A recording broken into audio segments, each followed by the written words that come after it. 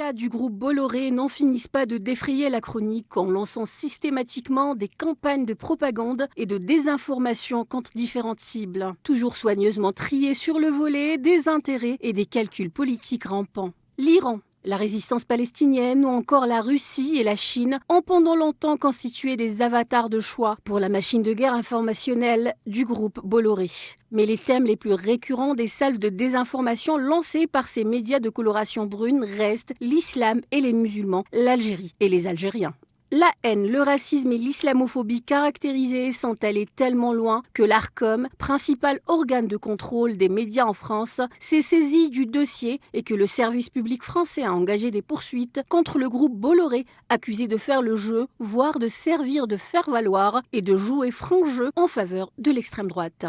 Le JDD, Europe 1 et surtout CNews se sont illustrés pendant des mois et des années en propageant en masse des fausses informations parfois frôlant le ridicule sans vérification ni recoupement, en relayant des sources douteuses allant jusqu'à engager leur crédibilité éditoriale et leur réputation qui se trouvent propulsées au plus bas des considérations de l'opinion publique.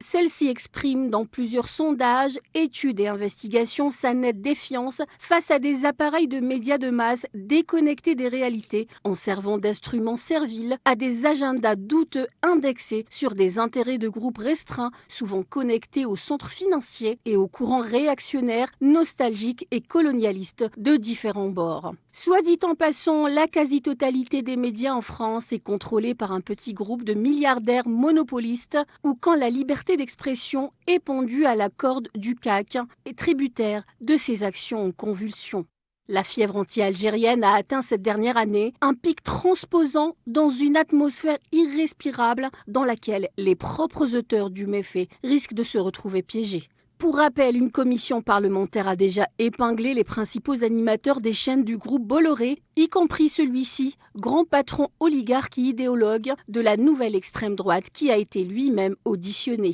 C8 a vu sa fréquence sur la TNT retirée en guise de sanction face au déferlement raciste et à la profusion de fake news, principalement sur une émission à la réputation fortement sulfureuse. D'autres figures du groupe Bolloré sont très décriées, certains d'entre eux ont déjà été condamnés par la justice, mais restent néanmoins maintenus à l'antenne, au nez et à la barbe de leurs détracteurs quand l'éthique et la vérité sont sacrifiées. Sur l'autel du profit, de la haine et du mensonge, zapper reste salutaire puisqu'il n'y a rien à voir sur les médias du royaume Bolloré.